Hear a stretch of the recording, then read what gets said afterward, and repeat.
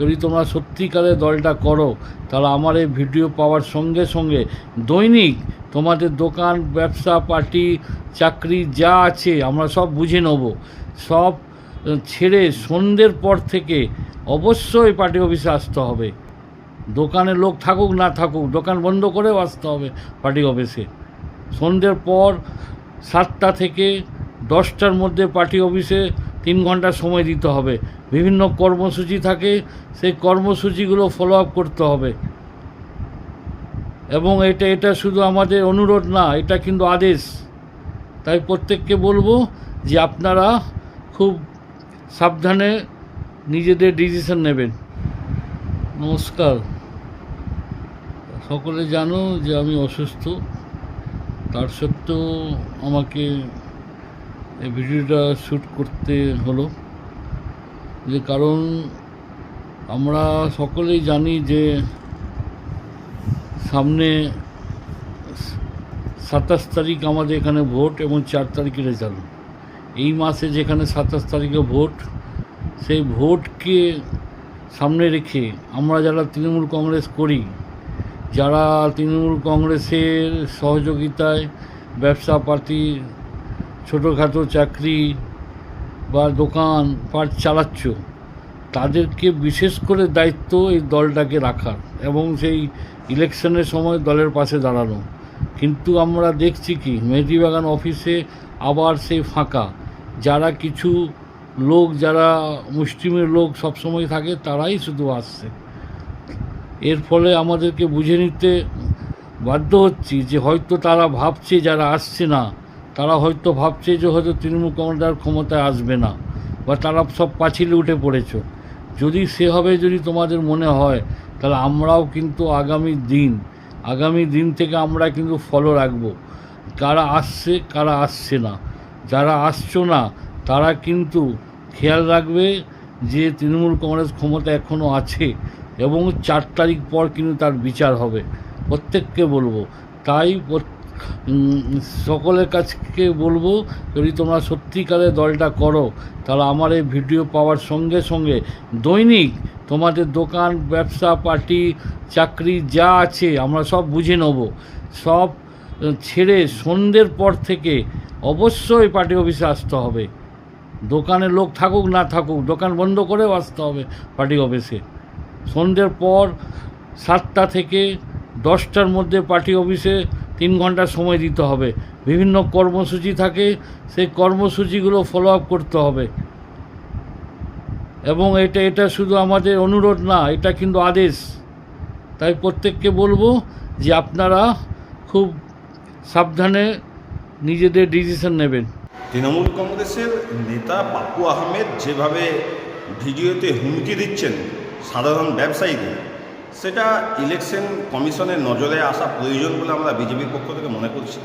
তার ভাষা দেখে মনে হচ্ছে যে যেভাবে সারাটা বছর সাধারণ মানুষকে, ব্যবসাদারদেরকে তারা নিজেদের শাসনে রাখছে, সেটা নির্বাচনের সময় রাখতে চাইছে।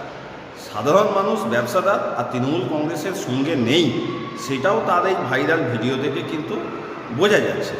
কেন মানুষ নিজের ব্যবসা ছেড়ে তৃণমূলের পার্টি অফিসে সন্ধ্যে 7টা থেকে 10টা পর্যন্ত থাকবে, এটা আমরা বিজেপির পক্ষ থেকে জানতে চাই। প্রত্যেকের গণতান্ত্রিক অধিকার আছে। তৃণমূল কংগ্রেস যে সাধারণ মানুষের গণতান্ত্রিক অধিকারকে হরণ করেছে, কেড়ে নিয়েছে, সেটা এই ভিডিও থেকে প্রমাণিত। শুধু একটা পাপ্পু আহমেদ নয়, গোটা পশ্চিমবঙ্গ জুড়ে এরকম লাখো লাখো পাপ্পু আহমেদ আছে যারা সাধারণ মানুষকে স্বাধীনভাবে বাঁচতে, ব্যবসা করতে বাধা দিচ্ছে। আমরা বিজেপির পক্ষ থেকে চাই এই ধরনের যারা কাজ করছে তাদের বিরুদ্ধে যাতে প্রশাসন, নির্বাচন কমিশন কঠোর পদক্ষেপ গ্রহণ করে। এবং সাধারণ ব্যবসায়ীদের বলবো যে আপনারা নিজেদের যোগ্যতায়, নিজের টাকায় ব্যবসা করেন, তৃণমূল কংগ্রেস কিছু করে দেয় না। তৃণমূল কংগ্রেস এই রাজ্যে আছে বলেই আপনাদের ব্যবসার ক্ষতি হচ্ছে। এই রাজ্যের শ্রমের মূল্য কমে গেছে, ব্যবসা কমেছে, যুবকদের কর্মসংস্থানের ক্ষতি হচ্ছে। তাই একটি ভোটও তৃণমূল কংগ্রেসকে দেবেন না, আর ওদের পার্টি অফিসে যাওয়ার নেই।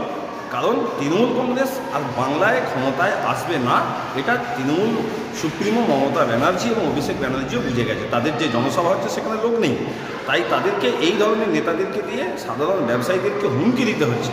এটা খুবই লজ্জার। দেখুন, উনি বলেছেন ওনা ঠিক দৃষ্টিভঙ্গি কেন বললেন, কি জন্য বললেন, কি কারণে বললেন, এটা তো বলা যাবে না, বোঝা যাচ্ছে না কি জন্য বলেছেন। তবে নিশ্চয় দলের যে কর্মকাণ্ড, এটা হয়তো উনি বোঝাতে চেয়েছেন কর্মীদের যে সময় দিতে হবে, ঠিকটা বোঝাতে গিয়ে হয়তো অন্যরকম বলে ফেলেছেন। আমার মনে হয় এটা অন্যভাবে বলতে চেয়েছিলেন। তৃণমূল কংগ্রেসে এখানে সবাই আমরা একদম অনুগত সৈনিক।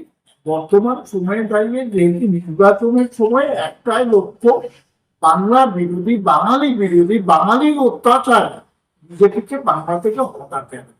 যদি তোমরা সত্যিকারের দলটা করো, তাহলে আমার এই ভিডিও পাওয়ার সঙ্গে সঙ্গে দৈনিক তোমাদের দোকান, ব্যবসা, পার্টি, চাকরি যা আছে আমরা সব বুঝে নেব। সব ছেড়ে সন্ধ্যের পর থেকে অবশ্যই পার্টি অফিসে আসতে হবে।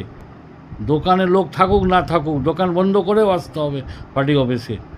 সন্ধ্যের পর 7টা থেকে 10টার মধ্যে পার্টি অফিসে 3 ঘন্টা সময় দিতে হবে। বিভিন্ন কর্মসূচি থাকে, সেই কর্মসূচিগুলো ফলো আপ করতে হবে। এবং এটা শুধু আমাদের অনুরোধ না, এটা কিন্তু আদেশ। তাই প্রত্যেককে বলবো যে আপনারা খুব সাবধানে নিজেদের ডিসিশন নেবেন। নমস্কার।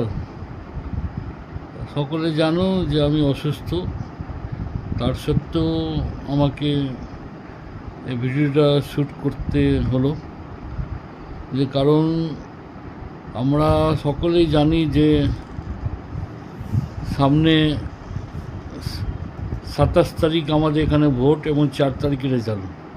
এই মাসে যেখানে 27 তারিখে ভোট, সেই ভোটকে সামনে রেখে আমরা যারা তৃণমূল কংগ্রেস করি, যারা তৃণমূল কংগ্রেসের সহযোগিতায় ব্যবসা পাতি, ছোটোখাটো চাকরি বা দোকান পাট চালাচ্ছ, তাদেরকে বিশেষ করে দায়িত্ব এই দলটাকে রাখার এবং সেই ইলেকশনের সময় দলের পাশে দাঁড়ানো।